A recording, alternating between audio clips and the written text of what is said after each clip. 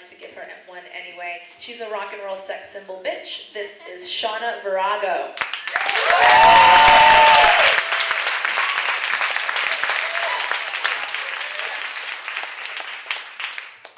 I totally pulled a rock star move. I didn't get here till like right before it started.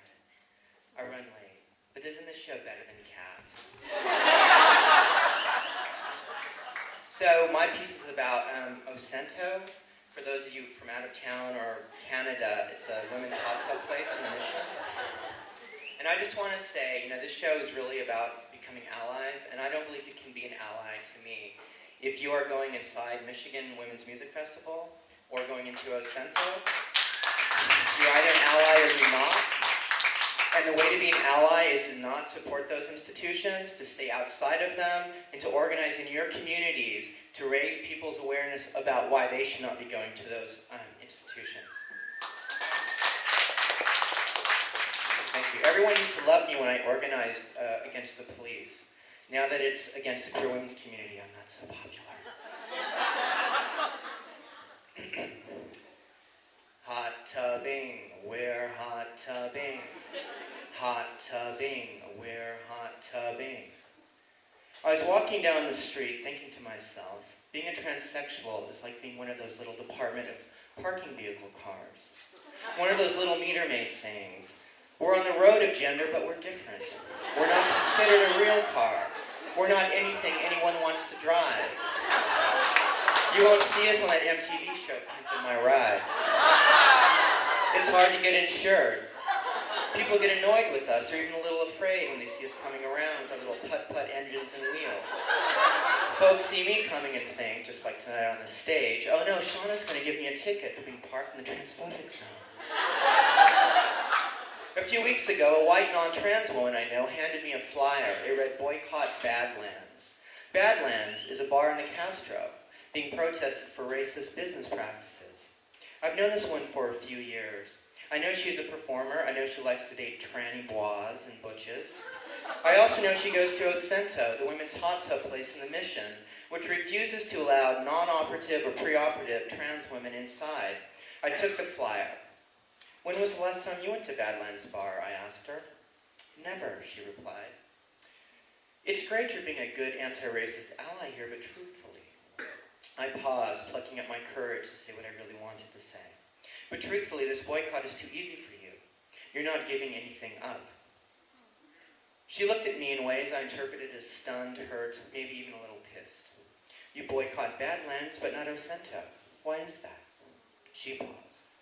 Why would I boycott Ocento? It's woman-owned, I feel safe, and I love hot tubs.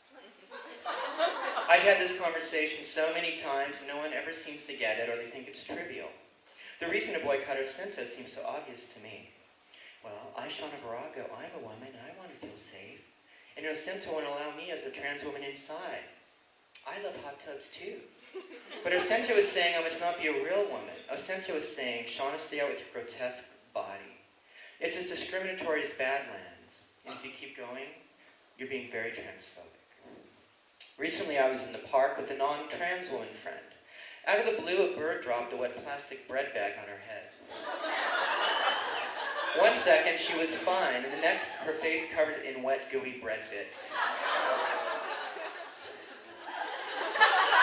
She was very nonchalant about the whole thing because this happened to her all the time. She was used to birds peeing and crapping on her head. All kinds of birds. Even her pet parakeet would shit on her head whenever she let it out of its cage at home. I witnessed this many times myself.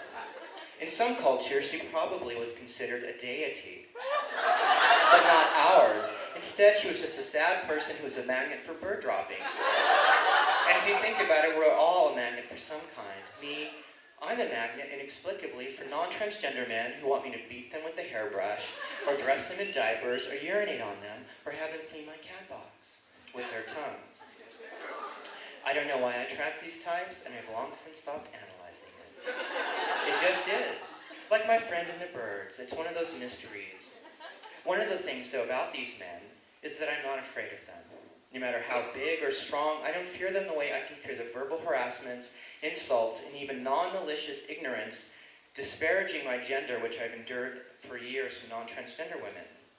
When I was a teenager, my sister threw a big heterosexist party at our house when our parents were away.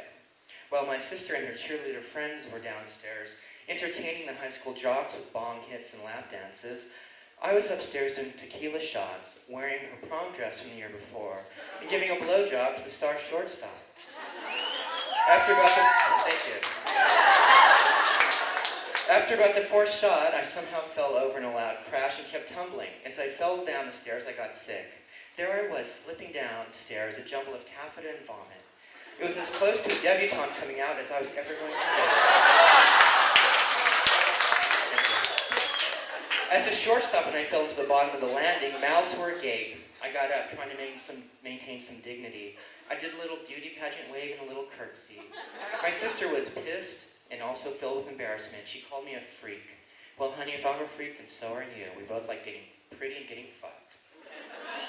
This shortstop called me a faggot, and I got thrown out of my own house that evening and told to come back when I sobered up. At no time did anyone stick up for me.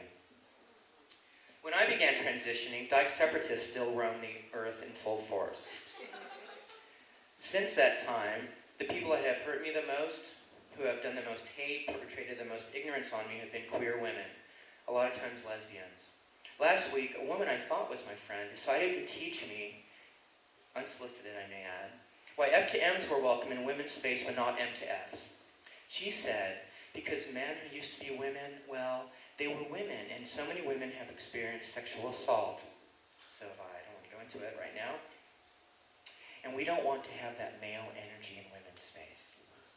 What she was really saying was, we don't want to have your naked body in women's space, which is confusing to me because a lot of people pay a lot of money to see me naked. It happens all the time. The non-transgender woman who handed me the Boycott Badlands flyer performs regularly at trans events. A couple weeks ago, I ran into her at one such event, a fundraiser for a trans organization. She came up to me. I looked at her and thought, wow, maybe she's done a little work. And gets why supporting Acento's anti-M to F. Maybe she gets that if it was butches or trans men, she would understand why to boycott Acento. Maybe she'd understand that when she goes to transgender events, she makes me feel unsafe. I thought she might say to me, Shawna, I get it now. If this was a fundraiser for Acento, I'd still get to perform at it, but you wouldn't. And that's not right. I waited. She looked at me. New ally, I thought, cool. She opened her mouth. Shawna, I told my friends, what you said about Acento being, so transphobic.